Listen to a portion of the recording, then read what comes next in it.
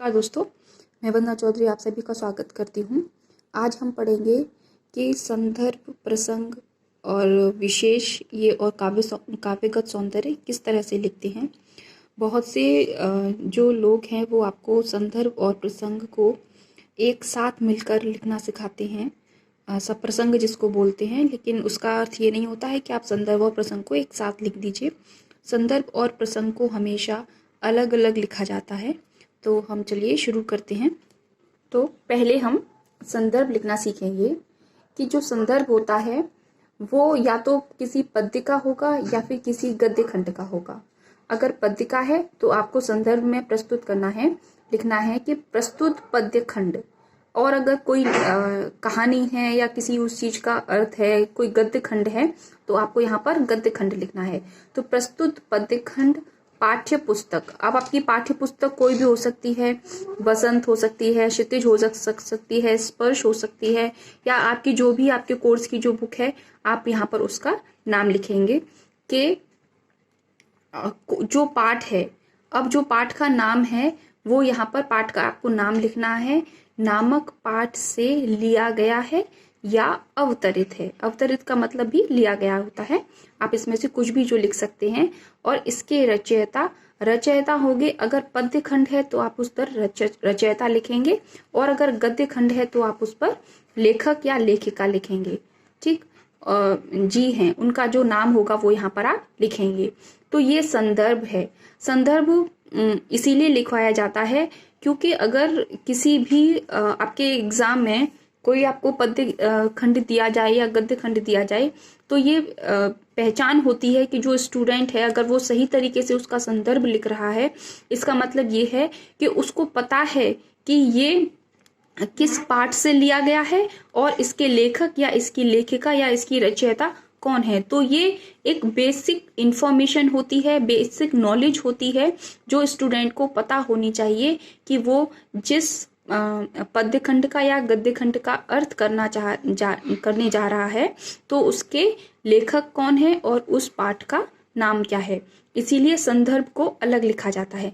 अब हम संदर्भ के बाद अब हम प्रसंग को देखते हैं कि जो प्रसंग होता है वो बहुत से लोग संदर्भ के साथ ही आप उसको जोड़ देते हैं। जैसे कि संदर्भ सब प्रसंग, आपके एग्जाम में आपसे पूछा जाएगा कि किसी पद्य की संदर्भ या सप्रसंग व्याख्या कीजिए, तो बहुत से लोग आपको ये सिखाएंगे कि संदर्भ को आप प्रसंग के साथ जोड़कर लिखिए, लेकिन ये गलत तरीका है।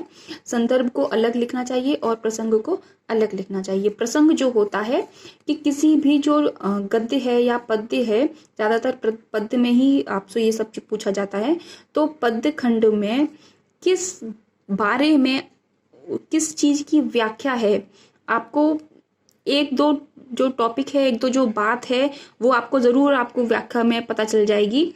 तो वही हम प्रसंग में लिख देंगे कि इस प्रस्तुत पद्य खंड में इसके बारे में वर्णन किया गया है। तो प्रसंग लिखना बहुत जरूरी है, वो भी अलग से। संदर्भ के साथ आप प्रसंग को ना जोड़िए। ये प्रसंग का है। और जब आप व्याख्या कर लेंगे, व्याख्या करने के बाद जो मेन पॉइंट होता है वो होता है विशेष।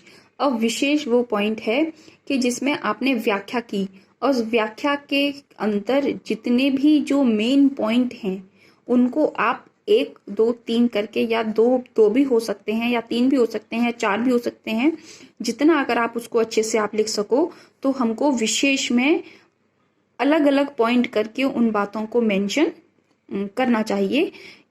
क्योंकि प्रसंग में हम सिर्फ उस चीज का एक लबो लबाब लिखते हैं कि बस इस चीज के बारे में वर्णन किया गया है, इतना ही लिखते हैं प्रसंग में। लेकिन विशेष में हम उसको पॉइंट टू पॉइंट हम उसको बताते हैं कि इस चीज के बारे में भी है, इसके बारे में ये कहा गया है, इसके बारे में ये कहा गया है। तो कम से कम 2 या 3 पॉइंट में हम उस विशेष को लिखते हैं। विशेष के बाद आता है काव्यगत सौंदर्य। अब काव्यगत सौंदर्य में ये चीज मायने रखती है कि उस रचयिता ने किन किन चीजों का उस पद्य में प्रयोग किया है। उसमें अलंकार होंगे, गुण होंगे, रस होंगे, शब्द शक्ति होगी, भाषा होगी, और वो जरूर छंद भी होगा। तो अगर आप स्टूडेंट के रूप में अगर इन सब चीजों को आप अलग कर सकते हैं, अगर आप उन चीज को पहचान सकते हैं, तो एग्जाम के टाइम पे यही चीज मेन देखी जाती है कि आपने किन किन चीज़ों को बहुत अच्छे से समझा है, बहुत अच्छे से आप उस चीज़ को पहचान सकते हैं पद्य में, तो इस चीज़ के जो नंबर होते हैं वो बहुत ही अच्छे मिलते हैं अगर आपने सभी चीज़ों को सही तरीके से पहचान कर और उस पद्य में उस चीज़ को रखा। तो काव्य का सौंदर्य में सबसे पहले अलंकार होते हैं। अलंकार अगर आप पढ़ेंगे तो उसमें कई तरह के अलंकार होते हैं, अनुप्रास, उत्प्रेक्षा, रूपक, उपमा, संदेह, भ्रांतिमान, जो भी जिस तरह के की हैं। लेकिन पद्य में ज़्यादा से ज़्यादा 2 या 3 अलंकार ही आते हैं जो इसको आप पहचान सकते हैं उसमें कि उसमें रूपक अलंकार है या उसमें उत्प्रेक्षा है या किसी वर्ण की बार बार आवृत्ति हो रही है तो उसमें अनुप्रास अलंकार है।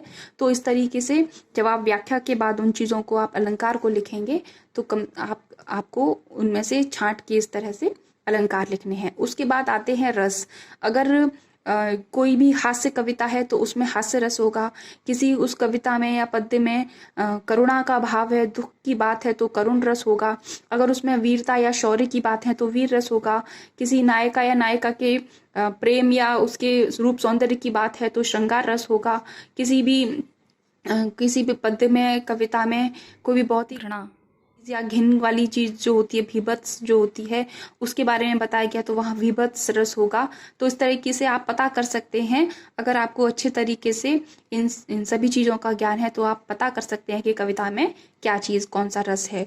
गुण होते हैं 3, प्रसाद गुण, माधुर्य गुण और ओज गुण। प्रसाद गुण वहाँ यूज होता है जहाँ पर नॉर्मल सिंपल सी कविता है, साधारण सी कविता है, कोई ज़्यादा लाग लपेट नहीं की गई है, बहुत ही सिंपल सी कविता है, तो वहाँ पर प्रसाद गुण होता है। माधुर्य गुण होता है जहाँ पर प्रेम भाव होता है, प्रेमी और प्रेमिकाओं के मिलन की या उनके रूप सौंदर्य की या किसी भी तरीके का जहाँ प्रेम भाव, चाहे वो माता या पुत्र की हो या किसी भी तरीके की जहाँ पर प्रेम ज्यादा भाव हो, वहाँ पर माधुर्य गुण को हम यूज करते हैं, उपयोग करते हैं। ओज गुण वहाँ होता है जहाँ वीरता की बात हो, शौर्य की बात हो, वहाँ पर ओज गुण लिखा जाता है। शब्द शक्ति 3 होती हैं, अभिधा, लक्षणा और व्यंजना। अभिधा शब्द शक्ति वहाँ होती है जहाँ साधारण तरीके से कोई भी बात कही गई हो पद्य में।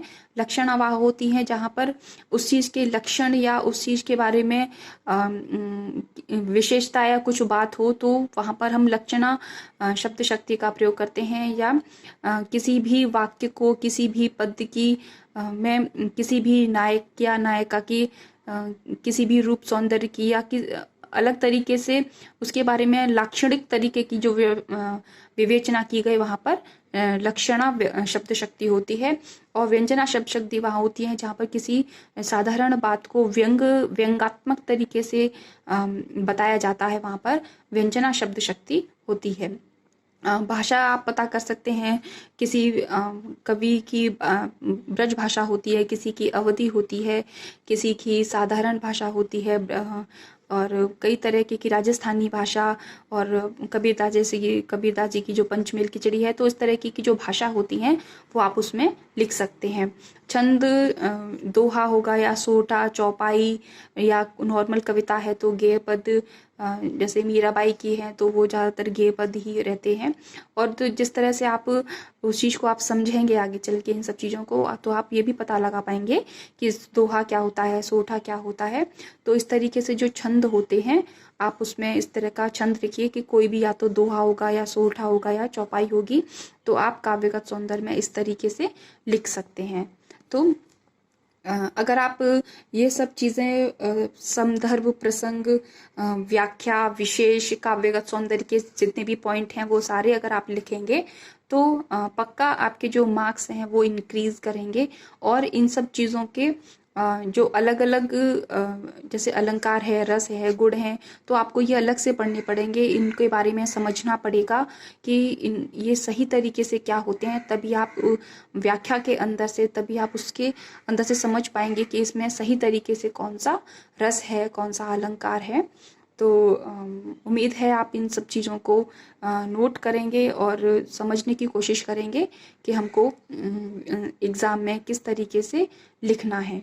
तो अगर आपको ये मेरी वीडियो अच्छी लगे तो प्लीज़ इसे लाइक कीजिए, कमेंट कीजिए और मेरे चैनल को सब्सक्राइब कीजिए। बहुत बहुत धन्यवाद। Thank you so much.